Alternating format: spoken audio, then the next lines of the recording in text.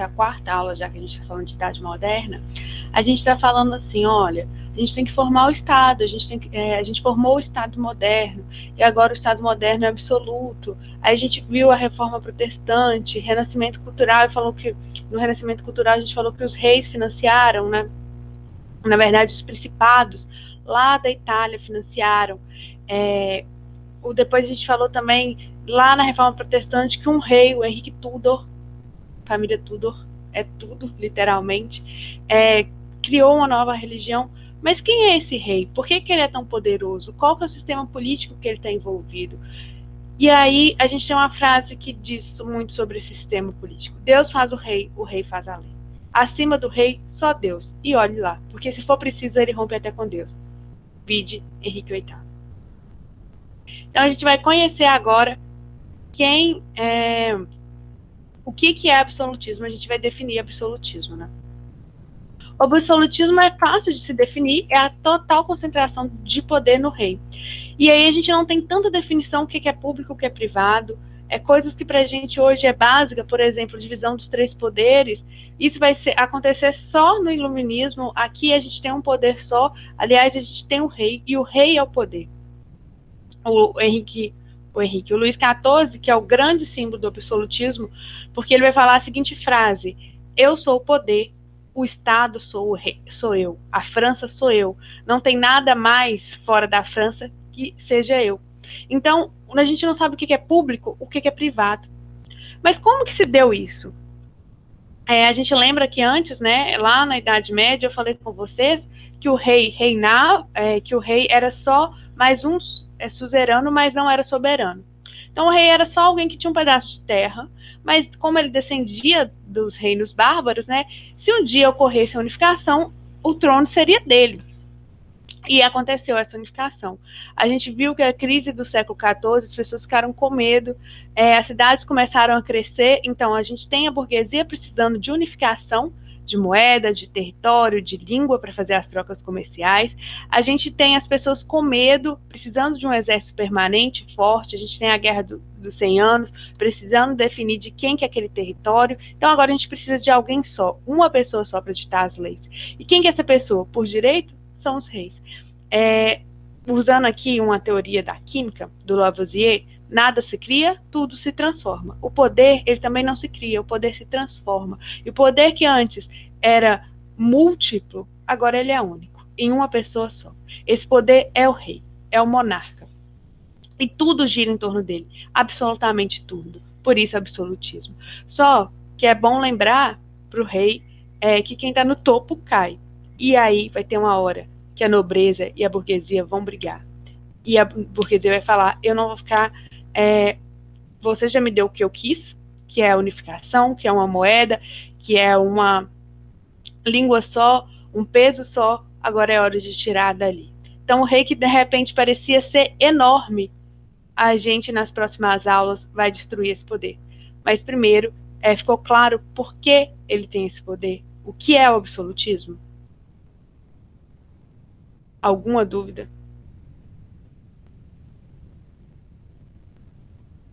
Não? É bem tranquilinho, né? Aula de definição, então. E eu trouxe essa foto aqui, que é o Luís XIV. O Luís XIV era bem baixinho, e aí ele se auto-intitulava o Rei Sol. E aí ele usava saltos bem grandes, assim, usava muita adorno, né? E o Enem cobrou essa questão. Eu não sei se vocês já fizeram, porque ela é uma questão bem recorrente em escola e tal, que coloca-se o Luís XIV, que era essa pessoa aqui, e a vestimenta dele. Depois coloca ele vestido e pergunta o que a vestimenta ajuda o Luís XIV. Ajuda ele a entrar no personagem, ajuda ele a incorporar. Sem a vestimenta, ele é uma pessoa só. Com uma pessoa normal, uma pessoa só, ele é lógico, né, Maria Cláudia? Mas sem a vestimenta, ele é só alguém comum. Inclusive, pus um brinco em homenagem ao Luís XIV, mas o fone atrapalha. Porque ele gostava de coisas assim luxuosas, que brilhava bastante, mas sutis nas mulheres, mas que brilhavam. Quis homenageá-lo Não deu certo, o fone tampou. Mas voltando aqui para a questão da vestimenta, porque quem tinha que brilhar era ele. A vestimenta trazia para ele o status, o poder. Então a roupa aqui, e a gente vai ver isso depois lá em sociologia, a roupa ajuda a construir o personagem.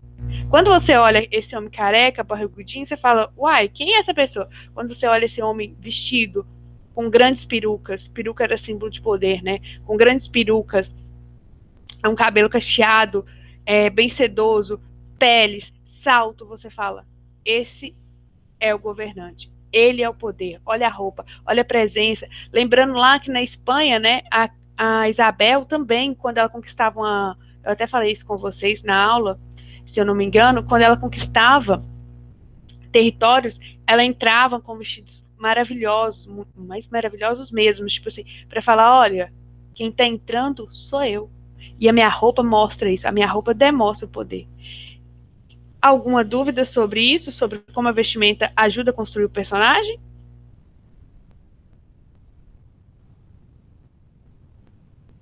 Não? É, ótimo. O que a monarquia absoluta traz? A monarquia absoluta traz o Estado moderno, que é o que a gente já falou lá na primeira aula. O que é esse Estado moderno? Moeda, lei, pesos e medidas unificadas, assim como um território e uma língua, né? Agora, na França, todo mundo que está na França vai falar francês, todo mundo que está em Portugal vai falar português, todo mundo que está na Espanha vai falar espanhol. A gente sabe onde começa e onde termina a Espanha. Tudo bem que a gente vai guerrear por esses territórios, né? Espanha e Portugal vão guerrear por esses territórios, por exemplo. Mas agora a gente vai ter um exército, então a gente tem um exército permanente que é pago. E a gente vai ver pago com o quê? Com as práticas mercantilistas, que a gente já vai ver logo a seguir. Ele também faz um corpo burocrático e diplomático.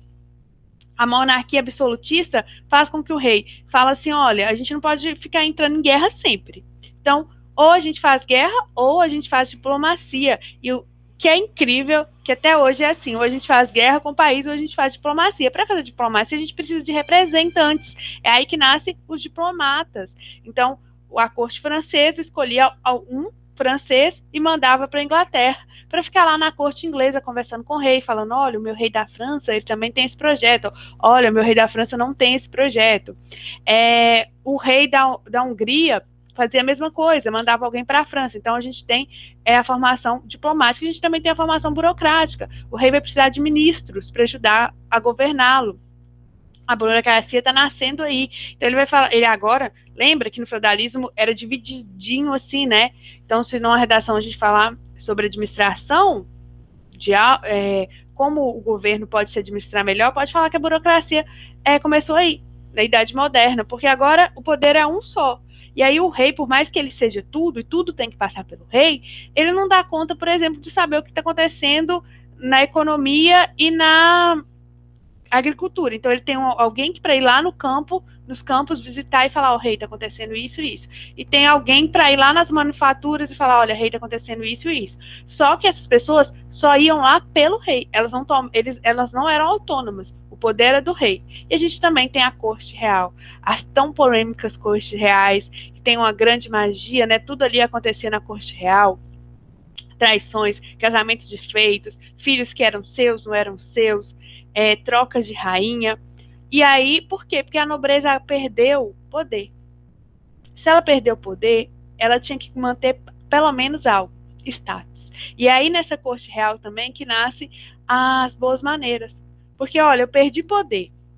O poder está com o rei. O dinheiro que nos sustenta vem dos burgueses. Eu tenho que ter algo, que é o status. Eu tenho que ter o sangue azul. Não é qualquer um que entra na corte real. Entra na corte real quem é convidado. Por isso que lá os bolenas vão fazer de tudo. O pai da Bolena, que eu esqueci o nome agora, ele vai fazer de tudo para que a Melry e a Bolena entrem na corte, nem que seja como amante. Porque ele já tem dinheiro, ele quer o status. Só que vai chegar uma hora que a burguesia vai cansar, vai falar assim, olha, eu não quero brigar por status, não. Sou eu que tenho dinheiro, eu tenho que ter o status e o poder. Entende? E é engraçado que em países, isso aí é uma curiosidade, em países que não são calvinistas, onde os burgueses não são calvinistas, era chique ter amante. Porque quem tem amante? Os nobres, dentro da corte. Então as mulheres pediam para seus maridos, as mulheres burguesas para eles arrumarem amante. Louco, né? Porque aí você está se parecendo cada vez com o nobre. Era uma regra de etiqueta. Menos nos países calvinistas. Porque João Calvino falava que isso não era predestinação, não. Isso mostrava que você estava longe do projeto de Deus. Mas nos países onde a burguesia não era calvinista, protestante, era chique ter amante. Você falava com seu marido: vamos mostrar que a gente tem poder? Aí ele fala: vamos, como? Aí ele fala: arruma uma mulher, sustenta ela também. Entendeu? Porque aí você olha com aí, tem tem dinheiro para sustentar duas mulheres. Aquele site Meu Patrocínio nasceu aí, na Idade Moderna, onde se arrumava sugar daddy. Foi aí. Foi dentro das instituições burguesas. A França, por exemplo, que era um país católico, isso era bem comum. E aí eu trouxe um filme que é Maria Antonieta, a última rainha da França. É um filme muito bom, que mostra essa corte real, mostra como a Antonieta era totalmente... Eu chamo ela de Maria Joaquina, não sei porquê. Maria Antonieta era totalmente luxuosa, ela enfeitava... Gente, uma vez... Spoiler da Revolução Francesa. Uma vez o povo estava passando fome, porque teve crise, né, na agricultura, crise climática. Deus quis que não viesse chuva, e aí, os professores de geografia vão me matar. Deus quis que não teve chuva. Mas assim, não teve chuva, a França estava passando por uma grande questão de fome, e o Luís XIV, ele transformou o país em um... Acho que tem na Netflix. Transformou o país em um reino absolutista, mas não transformou a economia em mercantilista, ficou um pouco ainda feudalista, tá? Só parte da França que se mercantilizou. E aí era um reino bem pobre, assim, a França. E o que acontecia? Pobre gastava demais. O que aconteceu? A Maria Antonieta deu uma festa decorando com 2.000 abacaxi, o Palácio de Versalhes, com o povo passando fome. Abacaxi para ser tirado. E o abacaxi é uma fruta tropical, então ela era cara. Para ser tirado, tirou o miolo, decorou tudo, e o povo, na porta de Versalhes, do Palácio de Versalhes, com fome, vendo o abacaxi passando, não para eles comerem, para ser decorado. Essa era a corte francesa. Depois esse abacaxi foi todo jogado fora. E o povo com fome. Maria Antonieta é uma rainha muito excêntrica, e esse filme é incrível, que mostra como ela era excêntrica. O marido dela era bem bobão, assim, ele não conseguia consumar o casamento, não que isso entre também, a gente na aula de Revolução Francesa vai falar sobre isso, ele não conseguia consumar o casamento, e a população sabia disso, e eles faziam charge chamando ele de corno. Sério mesmo, vocês vão ver na aula de Revolução Francesa, vocês vão ver a charge dele com um chifre enorme, maior que a França, e colocava, tinha escrito nas parlendas da época, né, o que é maior, o território francês ou o chifre do rei. Mas vamos agora falar do seu avô, Luís XIV. Por que Luís XIV ele governou? Por que ele é o grande símbolo do absolutismo? Porque ele fazia o que ele tinha bem vontade. E aí ele faz o quê? Ele constrói Versalhes. Essa aqui é a Sala dos Espelhos em Versalhes, que é uma sala enorme, toda coberta de ouro, com espelhos.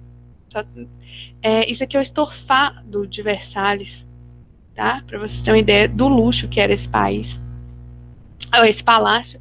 E a gente vai ter um momento lá no Instagram que eu vou falar só de Versalhes, porque Versalhes assistiu tudo. Inclusive, se os espelhos mostrassem tudo que aconteceu em Versalhes, Primeira Guerra Mundial, a Alemanha sendo humilhada em Versalhes, o Hitler dando uma festa quando ele toma a França durante a Segunda Guerra Mundial em Versalhes, o primeiro a Alemanha indo lá em Versalhes e falando assim, me reconhece como país. Versalhes tem muita história.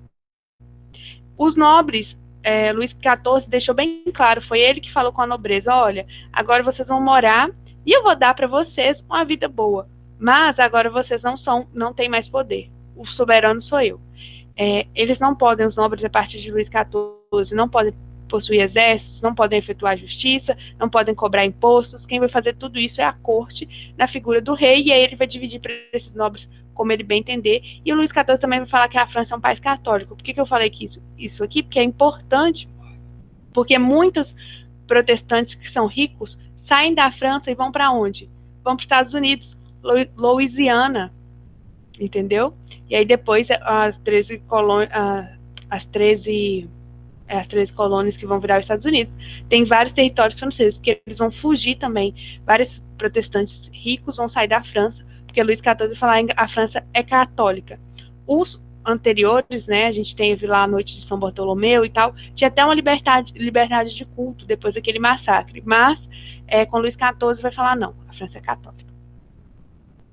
E agora a gente tem os teóricos absolutistas, porque tinha pessoas que falavam que esse era o regime certo, e eles argumentavam. Os dois primeiros vão estar no que a gente chama de teoria divina dos reis, né? O tanto Jean Bodin e o Jacques Bousseau,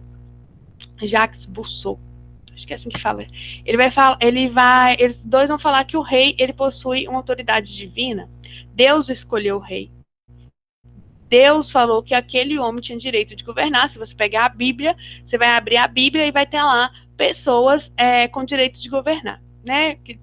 Deus não está falando lá sobre... Ele vai sempre falar do rei da Babilônia, ele vai falar do rei Davi, que eram escolhidos por Deus, né? A gente tem lá a história do rei Davi, a história do rei Salomão na Bíblia. Então, isso continua até hoje. Então, quem deve ser rei são essas pessoas. Quem deve governar o país são o rei, porque Deus escolhe os reis. Os reis são frutos da vontade divina. E por isso o poder tem que ser indivisível. Lá, quando a Bíblia é inspirada na fala de Deus. Então, quando Deus está falando com o rei Salomão, ele não está falando com o rei Salomão para dividir o poder em dois. Ele está falando, Salomão, o rei é seu, ou o reino é seu, a sabedoria é sua. Então, o poder tem que ser indivisível. O rei deve elaborar as leis. Por quê? Porque ele foi escolhido por Deus. Ele é iluminado, as outras pessoas não. Então, ele deve elaborar a lei, mas ele não tem que estar sujeito a elas. Olha, ele está acima das leis. Ele está abaixo só de Deus. O Bousseau vai falar a mesma coisa. Que a gente tem que obedecer os reis, porque isso é o que nos ensina a Bíblia, e ele vai chamar isso de teoria do direito divino dos reis. Se aparecer, então, isso no Enem, vai dar um texto lá, do Bodin ou do Bousseau, e vai falar... eu nem vi que a Grazi tinha falado. Vai dar um texto do Bodin ou do Bousseau, e vai falar assim, olha... qual que é o nome disso que eles argumentam, né? É a teoria divina dos reis. Os reis estão acima de todo mundo, menos de Deus. Então, o rei não tem que explicar nada para ninguém, só para Deus. Tranquilo esses dois primeiros, porque agora a gente vai fazer uma reviravolta. A gente vai para dois autores que não vão se basear no direito divino. E isso é incrível, porque a gente está vendo que na modernidade, de pouco a pouco, a gente está abandonando a ideia de Deus no centro de tudo. A gente começou lá no Renascimento. A gente já está na política, abandonando a ideia de Deus no centro de tudo. Com quem? Maquiavel. Maquiavel vai falar assim, Maquiavel tem... Lá de política moderna, a gente vai falar bem mais de Maquiavel, mas Maquiavel, ele mora num lugar que não se unificou ainda, né? A Itália é cheia de reinos, o reino de Florença, o próprio reino de Roma, e o Maquiavel vai defender que a Itália está passando da hora de se unificar. E o Maquiavel é muito amigo de uma família poderosa, que são os Médici, e ele vai falar que a política, os Médici têm que se manter no poder, tá? E como que se mantém no poder? Separando o que é de política e o que é de religião. A política tem fundamentos próprios, e aí a gente não se deve basear na moral cristã, porque o que acontece na igreja é do domínio da igreja, o que acontece na política tem que ser do domínio da política. Olha aí, os dois estão falando, o rei tem que governar, o mais preparado é o rei que tem que governar, tanto Bousseau quanto Maquiavel. Mas Maquiavel está falando o quê? Ele tem que governar por si próprio, não porque Deus escolheu ele, mas porque ele é o mais preparado. O mais preparado se mantém no poder. E como que o mais preparado se mantém no poder? Conjunção de virtude e fortuna. Virtude é você ser realmente preparado. Virtude quer dizer que o destino te ajudou, te deu uma forcinha. Confundi aqui. Virtude é dizer que o destino te deu uma forcinha. Eu nasci na certa família, eu tenho bons contatos, os meus pais trabalharam, juntaram dinheiro, beleza. Agora, fortuna é você fazer onde você está. Maquiavel era bem coach, ele falou assim, acorde e agradeça ao invés de reclamar. Vá à luta, fica sentado aí não, meu filho. Mentira, mas ele vai falar que fortuna é você que faz as coisas. É você ir atrás das suas oportunidades e você ter coragem de fazer aquilo que ninguém faz. Se for preciso matar para continuar no o poder nas suas mãos, você mata. Se for preciso você mentir para continuar com os poderes nas suas mãos, você mente. Se for preciso enganar, você engana. Porque as pessoas respeitam quem elas temem. Elas não respeitam quem elas amam. E aí, como que essa teoria política vai se juntar com a teoria cristã que vai falar não mate, não rouba, não minta? Entendeu? Maquiavel tira esse eixo, fala a política tem que ser feita como política, a religião tem que ser feita com religião. Maquiavel não está falando que a religião é boa ou ruim. A religião, sendo religião, é muito boa. Agora, a religião, quando vem na política, ela é ruim, porque ela limita o governante. E o jogo político é diferente. A grande frase do Maquiavel, não foi ele que diz, os fins justificam os meios, ele não falou isso, não. Ele falou que um bom governante prevê os resultados dos seus atos. Ele pensa assim, ele é como se fosse um xadrez mesmo. Ele pensa, se eu colocar guerra nesse país, nesse território aqui, para expandir o meu território, o que vai acontecer? Tem chance de eu ganhar ou perder? Tem chance de eu ganhar? Então eu vou fazer guerra. Vou expandir, porque expandindo eu vou ter arrecadar mais imposto, a população vai viver melhor, né? Menos chance de ter revolta. Mais chance de eu me manter no poder. Tá vendo? Você fez algo que é no meio para justificar o fim, que é se manter no poder sempre, mas se manter no poder porque a população está satisfeita com você. Porque se a população não estiver satisfeita com você, você não consegue governar. Insatisfação o tempo todo. Sabe quem faz muito bem isso? Dom Pedro II, aqui no Brasil. Dom Pedro II é um excelente estadista. Por isso. Só que todo estadista, o que acontece? Tem uma hora que ele escorrega. Quando ele escorrega, quando Dom Pedro começa a escorregar, o Império Brasileiro cai. Tranquilo, gente? Esses teóricos absolutistas. Vamos pro último. Hobbes. Hobbes, ele também não vai falar que não tem a ver com o direito divino dos reis, tem a ver com uma coisa nova aqui na história, que depois a gente vai aprofundar na filosofia, mas a gente vai ver muito isso, que é o contratualismo. Ele vai falar que existe, é o primeiro, inclusive, vai falar que existe um estado de natureza, onde a liberdade era limitada. Então, em algum momento, a gente se autogovernava. A gente vivia soltos por aí. Tinha uma autogerência. Só que isso era ruim. Por quê? A gente se matava, a gente brigava, a gente não respeitava ninguém, a gente morria de fome. E aí, percebendo isso, os homens se olharam e pensaram, é melhor que aquela pessoa, ela é a mais preparada, tenha o poder. Então, cada um de nós abriu um pouquinho mão da sua liberdade para se manter vivo. Então, o Estado é um pacto social ruim, porque tirou nossa liberdade, mas necessário. Porque sem o Estado, a gente morre. Porque o lobo é o homem é o lobo do homem. E aí, por que Hobbes é importante? Porque Locke vai discordar dele, Locke vai falar sim, o Estado precisa existir, mas o mínimo possível, não controlando tudo, porque senão ele tira tudo do homem, e Rousseau vai falar, você está todo errado. O estado de natureza era bom, ele não era ruim. Essa liberdade ilimitada era boa. O que é ruim é a propriedade privada. Então, a partir de Locke, Hobbes e Rousseau, a gente vai ter as teorias políticas que a gente conhece até hoje. Muito incrível, feliz. Esse daí é a capa de Leviatã, do Hobbes. Leviatã é um monstro do mar. O que assusta os lobos? Um monstro maior que eles. Então ele pegou esse Leviatã aí, que é um monstro do mar. E essa cara aqui é do próprio Hobbes, tá? O rei aqui com a espada, porque o exército pertence a ele, então ele vai controlar essa sede humana de se devorar. Tem algo maior do que ele. E ele com o cetro, porque ele vai governar centrado para manter a humanidade, ou pelo menos seu reinado, no caminho certo. Seu reino, o príncipe, com Maquiavel aqui na capa. Hoje o príncipe também é um livro bem lido, né? Sem zoeira, porque muita gente quer saber como manter o poder e tal. Tem coach na internet que até indica o príncipe. Vai, né? Que você está precisando aí manter o poder dentro da sua casa, dentro da sua empresa. Esse aí é o Maquiavel. Tranquilo, absolutismo, podemos passar para o mercantilismo.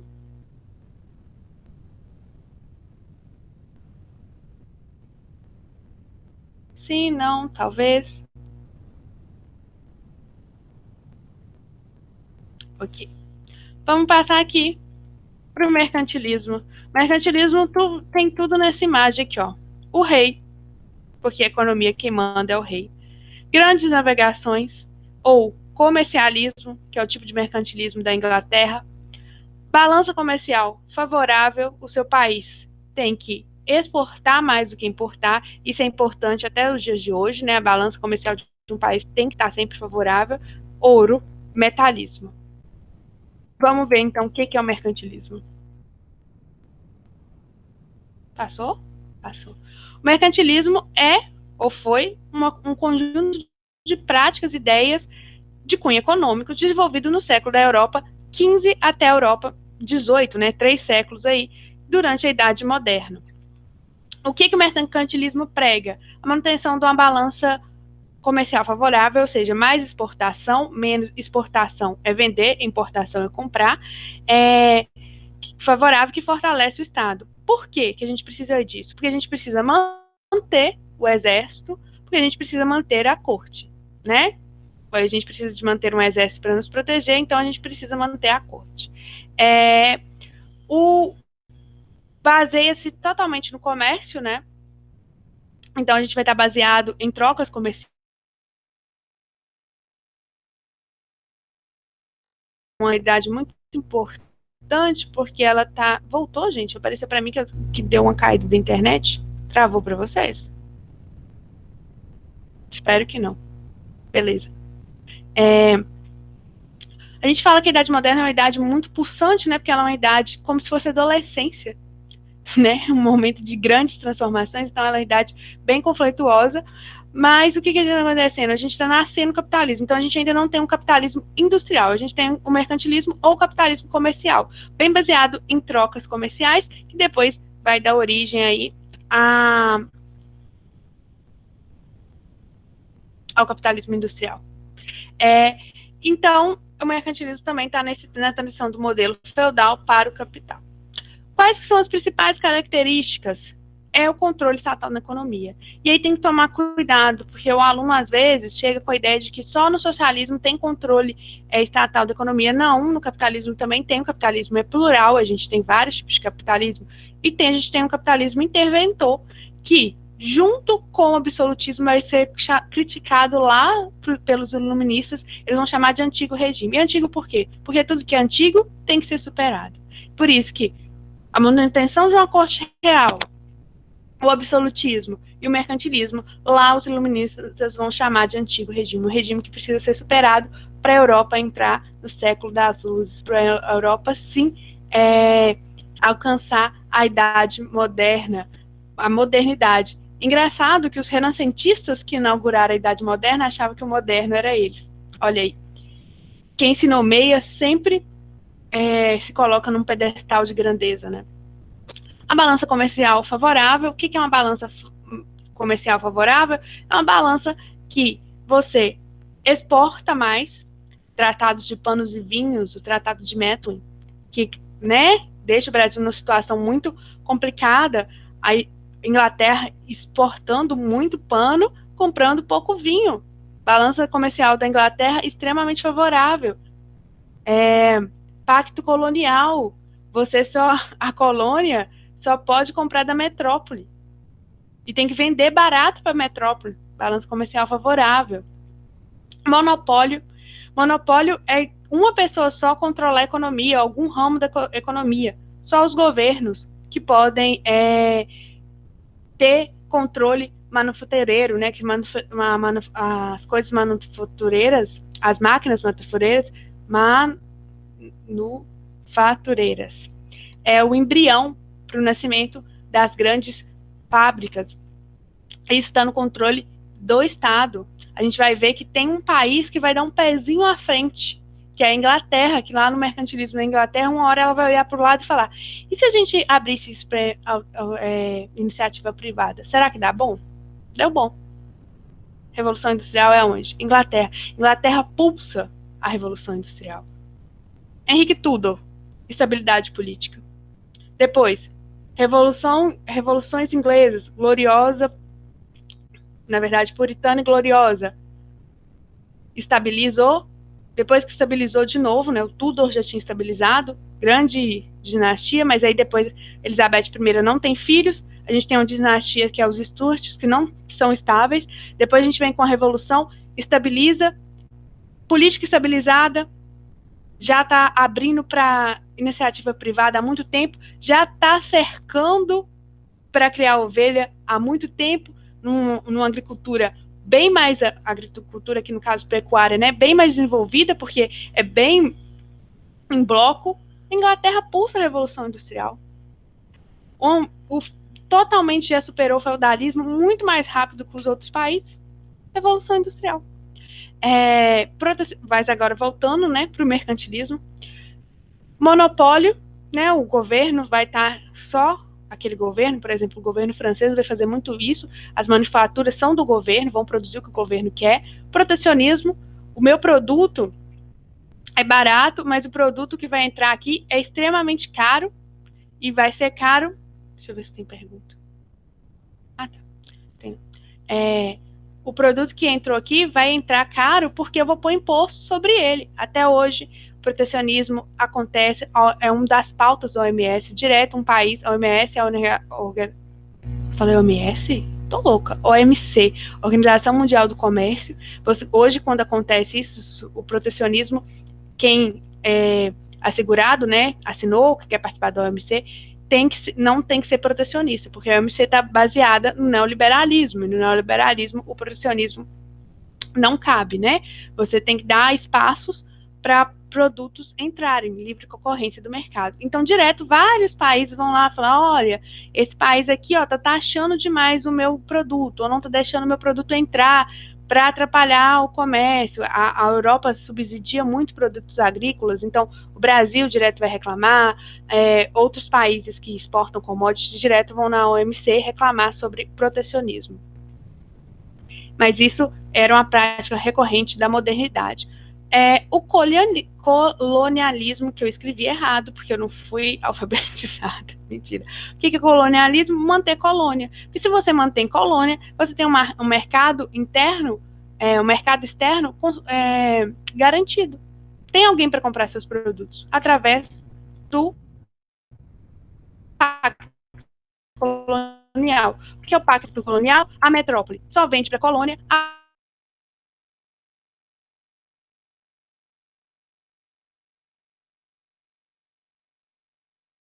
lucrativo do Brasil colonial, era a escravidão. Não é a cana-de-açúcar, não é o ouro, é a escravidão. A colônia só vende matéria-prima, produtos tropicais, metais preciosos. Vou contar uma coisa para vocês. Vasco da Gama, né, navegador português, ele chegou nas Índias, ele foi lá na Índia, pegou várias especiarias e voltou para Portugal. E aí ele deu aquilo para a corte. Sabe quanto que ele lucrou nessa viagem? 6.000%. É como se ele tivesse comprado, eu não sou de exatos, vou fazer a conta básica. Como se ele tivesse comprado uma pimenta por R$1 e vendeu por 6.000. Se a corte portuguesa comprou dele de 6.000, imagina quanto que a corte portuguesa vendeu. Balança favorável é isso, gente. Você comprar barato e vender caro. Mas nada melhor do que fazer isso com uma colônia, com um território que é seu. 6.000% de lucro. Chupa Elon Musk, do Tesla, que é a empresa que mais lucra hoje. Tá achando o quê? Vasco da Gama, ó, morreu milionário, assim. Aqui uma imagem que mostra o rei de Portugal com o Brasil na gaiola. Ou seja, você cresce o tanto que eu deixar, o tanto que eu permitir. Tranquilo, gente? Essa parte de características do mercantilismo. Alguma dúvida do Pacto Colonial? O Pacto Colonial é bem interessante para o Enem, afinal, a gente está num país que foi colônia. E como o Pacto Colonial atrasou a economia, né? Da América Latina, de alguns países da África, do Caribe, no caso, nenhuma dúvida?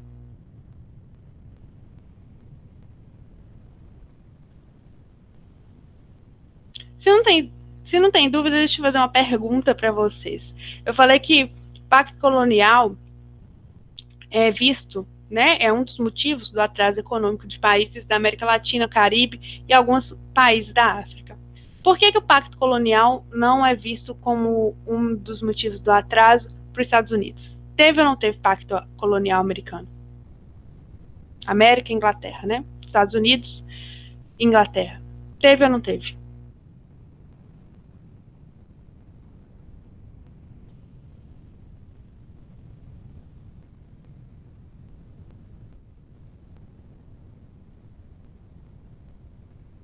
O que vocês acham, gente? Não, sim. Teve pacto colonial?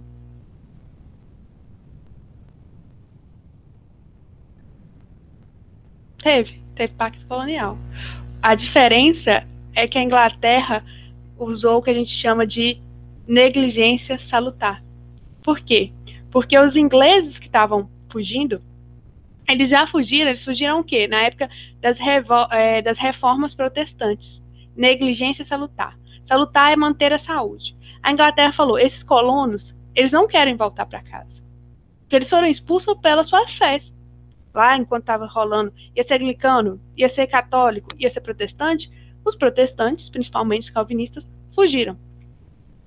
E aí eles foram para a colônia, para as terras, né, para Nova Inglaterra, Nova York.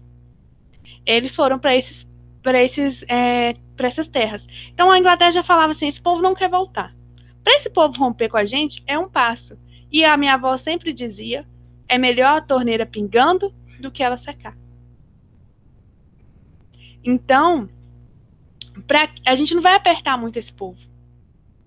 Porque diferente do povo brasileiro que está aqui, que veio obrigado, porque o rei de Portugal falou, meu filho, tem que fazer, lá tem ouro, vai lá. Eles não, eles foram por causa da fé. Então, assim, além de os Estados Unidos ter um clima parecido, uma terra, o que produzia na Inglaterra produzia aqui, além da Inglaterra já está na Revolução Industrial, então ela queria pessoas para comprar seu produto, não tanto matéria-prima, tudo isso. Eles tinham uma ideia, para que mexer com esse povo? Porque é melhor uma torneira pingando do que seca. E no sul, eles vão fazer... É isso. Eles, hoje em dia, a historiografia prefere não falar isso mais, que é uma colonização de povoamento ou de exploração, mas seria isso. Os Estados Unidos seriam uma colônia de povoamento, onde as pessoas foram para morar, e o Brasil foi uma colônia de exploração, onde o Portugal usou ela para ficar rica. Por que a historiografia hoje não fala isso? Porque teve exploração nos Estados Unidos. O Sul, né, com a produção de cana-açúcar, foi bastante explorado. O povo que foi levado para os Estados Unidos, escravizado, foi bastante explorado. Por isso que hoje a historiografia trata tudo como colônia de exploração. Porque aquele povo não foi livre. Se ele não foi livre, ele tinha obediência à rainha da Inglaterra, no caso, Elizabeth I, depois Jaime I, e assim por vai, ele era, de alguma forma ele era explorado, ele pagava impostos que não traziam benefícios para ele, trazia benefícios para outro. Mas a Inglaterra usou da negligência salutar e deu um pouco mais de liberdade. Tranquilo? Sua consideração foi ótima, Mili.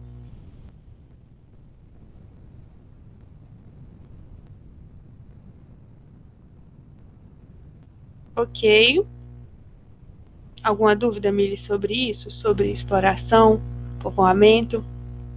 Sabrina, Gabriela, Eduarda? Ok. A Mili saiu, acho que saiu. Vamos ver os tipos de mercantilismo. Espanha e Portugal, metalismo, né? Inclusive é o mais criticado hoje em dia, porque eles pensaram que guardar ouro. Falaram assim, vamos guardar ouro. Então eles qualificavam a riqueza de um país em guardar ouro. Por isso que quando Portugal descobriu ouro e prata, por isso que quando Portugal descobriu ouro e prata, que eles ficaram muito felizes. Gente, andar rápido. Quando descobriram ouro e prata aqui, ficaram muito felizes, tá? Então, esse é o tipo de mercantilismo de Portugal e Espanha. A gente tem o cobertismo, que é o mercantilismo francês, que foi o ministro Colbert, lá do Luís XIV, que ele falou que a gente vai produzir manufatura, peças, mas peças de luxo. A França vai vender um estilo de vida e dá muito certo, que até hoje a gente acredita que o que é chique é francês. E aí a gente tem essa poltrona aqui e outras poltronas que chamam Luís XV. Quem for fazer arquitetura, se tiver alguém aqui na aula, vai aprender nome de cadeira e vários nomes em homenagem a pessoas da França, porque a França priorizava artigos de luxo nas suas manufaturas, tá? Comercialismo, o terceiro tipo, que é o inglês. A Inglaterra fala assim, olha, a gente não conseguiu tantas terras, né? A gente é uma colônia, mas tem algo melhor do que conseguir terra. Garantir que o comércio vai ser feito pelos navios ingleses. Então, a Inglaterra, que saiu na dianteira nas grandes navegações, que é o nosso próximo tema, ela saiu atrás, né? Ela assume a ponta e faz grandes frotas de navio, porque fazer navio, indústria, né? De navios, então muita gente trabalhando, além de que os comerciantes, todo produto, através de dois governantes, que eu já vou dar spoiler, Elizabeth I, a grande rainha inglesa, e o Oliver Cromwell, que está nas revoluções puritanas, os dois vão ter basicamente a mesma, um vai fazer, o outro vai reafirmar. O ato de navegação.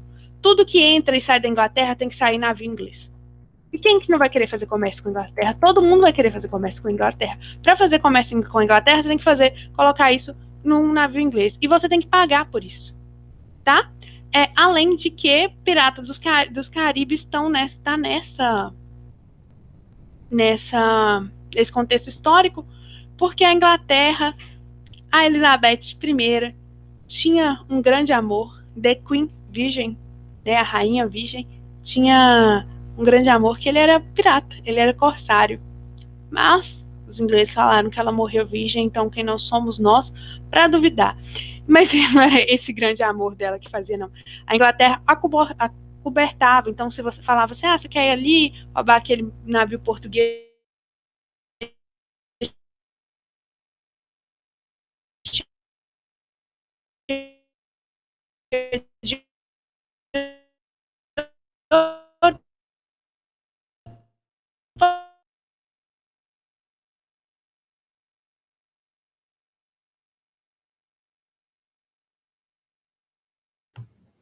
Cacau,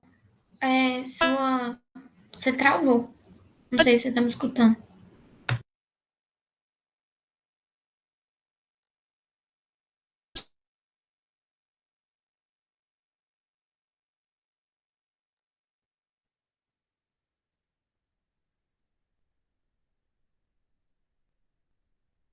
que eram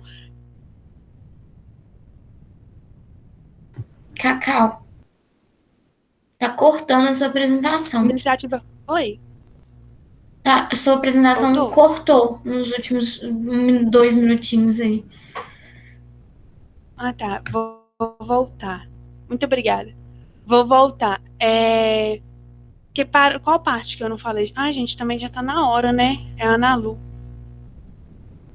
Se você quiser Eu terminar vou. essa coisa aí que você tava falando da rainha que apaixonou pelo corsário.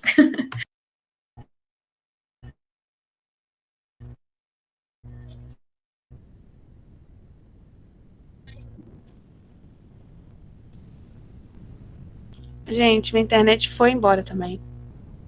É...